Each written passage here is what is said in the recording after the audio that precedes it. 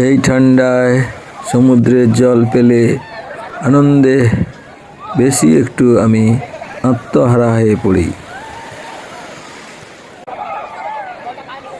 আজকে পৌষ সংক্রান্তিতে দীঘায় সমুদ্রে স্নান করে তৃপ্ত হলাম।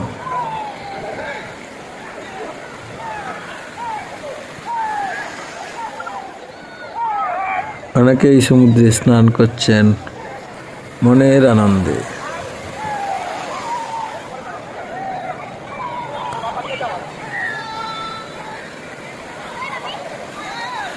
দীঘায় আমাদের লোকাল ট্রেন সকাল 9:40 নাগাদ পৌঁছায়। এরপরেই সোজা হোটেলের দিকে রওনা দিই। Welcome to S Sahu blogs.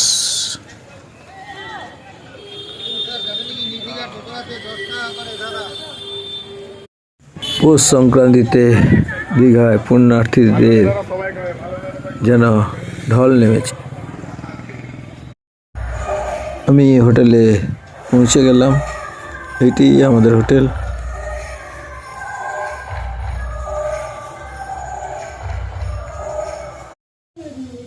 হোটেলের ভিতরে আমার রুমটি বেশ ভালোই। রুমের ভিতর বাথরুমটিও ভালো। কমোড এবং গরম জলের জন্য গিজার রয়েছে।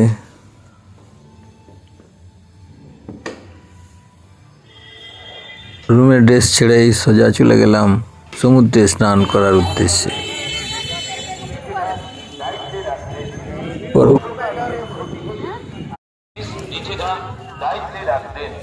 কোনো প্রকার কিছু ক্ষতি হলে আপনারা বুঝে নেবেন। আপনারা কর্তৃপক্ষকে দায়ী করবেন না। ভালো থাকুন, সুস্থ থাকুন এবং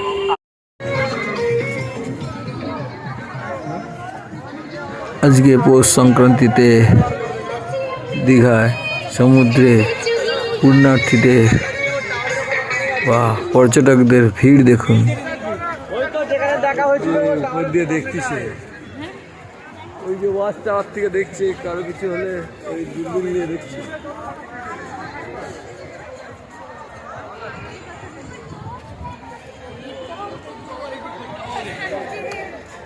আমি আজ পৌষ সংক্রান্তিতে দীঘায় সমুদ্রে স্নান করতে চলেছি। এত ঠান্ডার মধ্যে সকালে পর্যটকরা সমুদ্রে দেখুন কীরকম স্নান করছেন।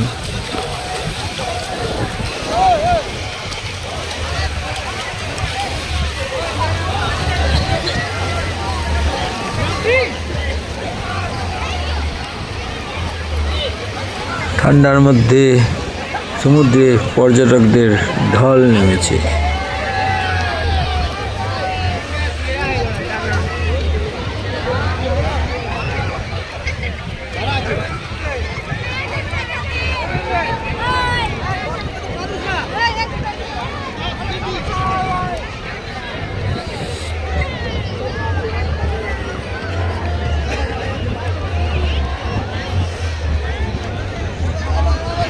পর্যটকরা সকলে আনন্দে আত্মহারা হয়ে উঠেছে।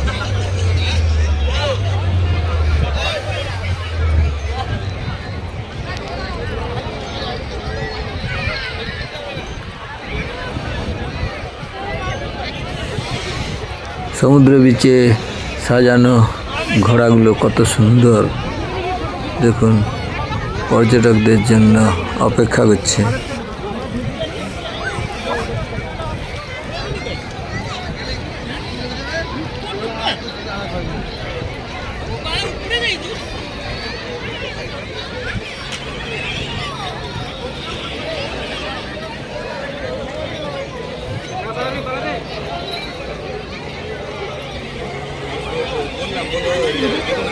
রিফ্লেকশন হয়ে যাবে সব ছাড়া আছে।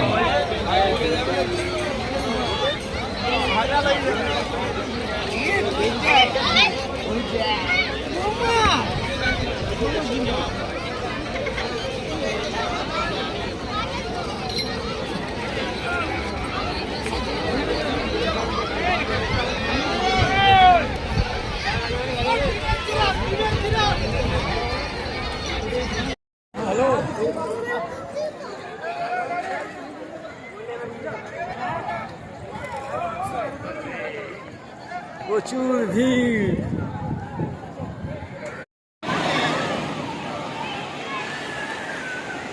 স্পিডবোট থেকে আকাশে প্যারাশুট উড়ছে সমুদ্রের উপরে।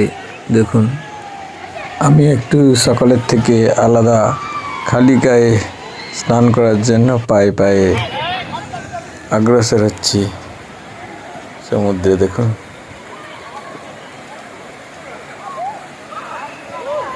আমি আস্তে আস্তে জল ছুঁড়তে ছুঁড়তে বেশ আনন্দে আত্মহারা হয়ে উঠি এবং জলে শরীর ডুবিয়ে স্নান করতে থাকি।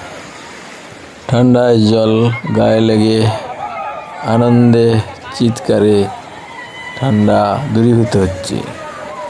সমুদ্রের ঢেউগুলো গায়ে লেগে যেন শরীরকে দুলিয়ে দিয়ে যাচ্ছে।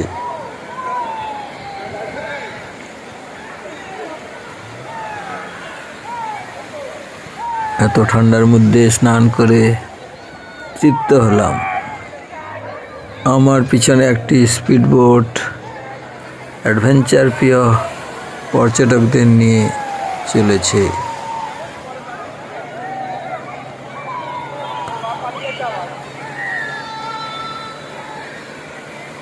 সমুদ্রে 1.5 ঘন্টা ধরে স্নান করলাম আনন্দে, যেন জল থেকে উঠতে ইচ্ছা হচ্ছে না।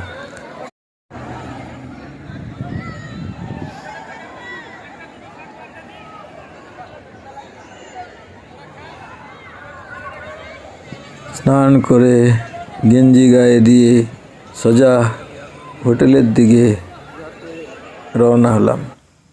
ধীরে ধীরে হোটেলের ভিতর প্রবেশ করলাম। আজকে এখানে টাটা।